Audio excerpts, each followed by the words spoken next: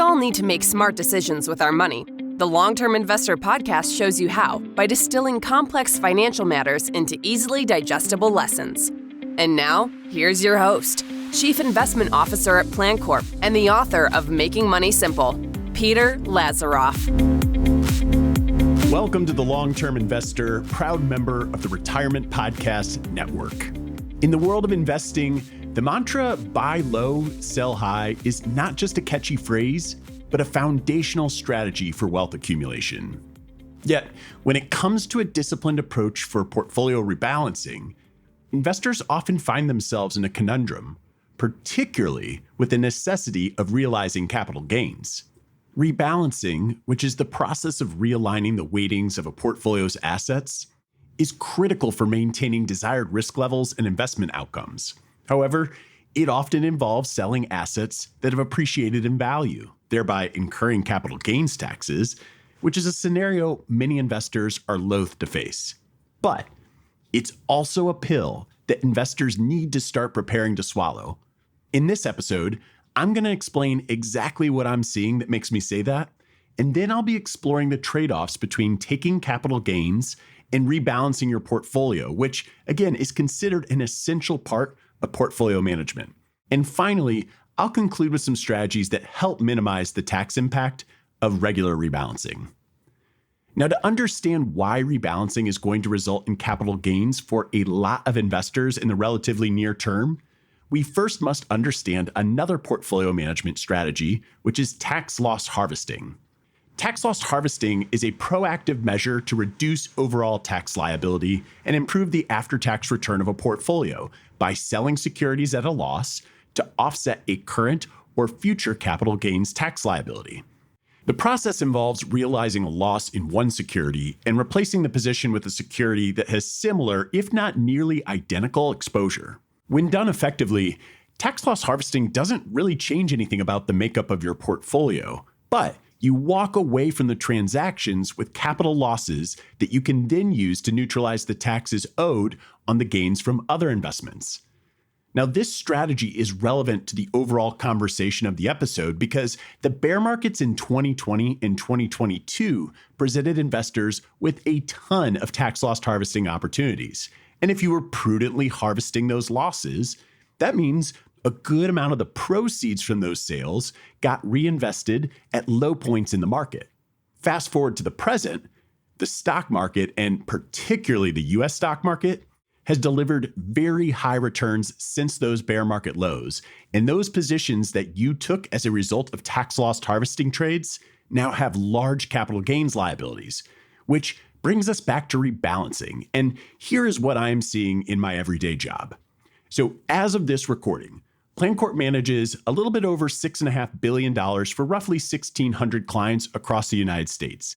And every single day, our portfolio management team looks at every portfolio for rebalancing and tax loss harvesting opportunities. And what I'm seeing when I review our team's reports is that equity weightings are generally above their target asset allocation, with the US portion of the portfolio being the most overweight.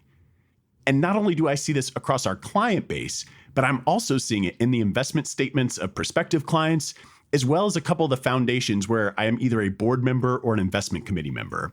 And so what that suggests to me is that anyone listening with a long-term strategic asset allocation is probably in a similar position and ought to consider rebalancing their portfolio. Now, why is this so important? You see, decades of financial research has overwhelmingly shown that asset allocation is the primary driver of differences in returns. And for all the amount of time that investors, including myself, spend studying and debating investment strategies, no single choice will have a greater impact on your returns than the mix of stocks and bonds that you hold in your portfolio. Now, ideally, your asset allocation is informed by a thoughtfully created financial plan, one that assumes you're regularly rebalancing. And that's because in many ways, rebalancing is a risk management tool. Over time, regardless of what part of history you look at, some investments outperform others, and the portfolio becomes overweight in certain sectors or asset classes, inadvertently increasing the exposure to specific risks contrary to the investor's original risk tolerance. Rebalancing helps in mitigating this risk drift by ensuring that the portfolio remains aligned with the investor's financial goals and risk appetite. The other potential benefit to rebalancing, although it is very time period dependent, is that it can enhance returns. By selling high and buying low, rebalancing forces investors to take profits on high performers and invest in underperformers, potentially buying undervalued assets that may appreciate in the future. And although this strategy does not guarantee higher returns, it still fosters the discipline necessary for long-term investment success. Now, as I was saying earlier, for the vast majority of US investors, right now what that means is probably selling from US equities where the gains are the biggest and the taxable consequences are the biggest, and then buying international equities and or fixed income following a period where those asset classes have dramatically underperformed US markets. And if you have a significant portion of taxable investments, again, that's going to mean paying capital gains taxes. The necessity to realize capital gains and thereby incur taxes can be seen as a stumbling block.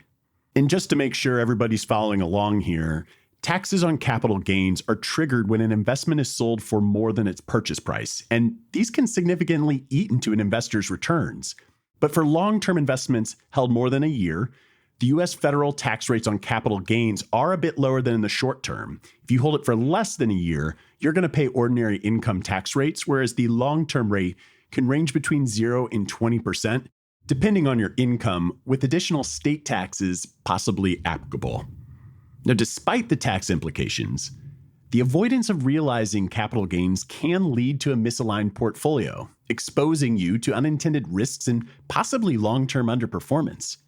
Therefore, I believe investors should view tax consequences as just one factor in the broader context of maintaining a balanced and strategically aligned portfolio. So, while the realization of capital gains might be a necessary part of portfolio management, there are some strategies that investors can employ to minimize their tax impact. For starters, you can use tax-advantaged accounts. Whenever possible, rebalancing within these tax-advantaged accounts, such as an IRA or a 401k, can avoid immediate tax implications, as transactions within these accounts don't trigger capital gains. The challenge is that eventually you can get a less than optimal asset location, which, by the way, is different than asset allocation. Asset location is all about placing investments in accounts that maximize their after-tax return. For example, you wouldn't want your Roth IRA to hold only bonds because that's the account you want the most growth from, and bonds are typically pretty stable and offer very minimal growth. Similarly, an over-reliance on tax-advantage accounts for rebalancing can lead to them being all US or all international, which maybe in the grand scheme of things isn't a huge deal, but it can become a little disruptive if and when you eventually need the money from these tax-advantaged accounts. A second strategy is harvesting tax losses. Yes, the very strategy that likely has investors with a whole bunch of gains right now, particularly in US stocks, is the same strategy that can be used to mitigate the tax impact of rebalancing.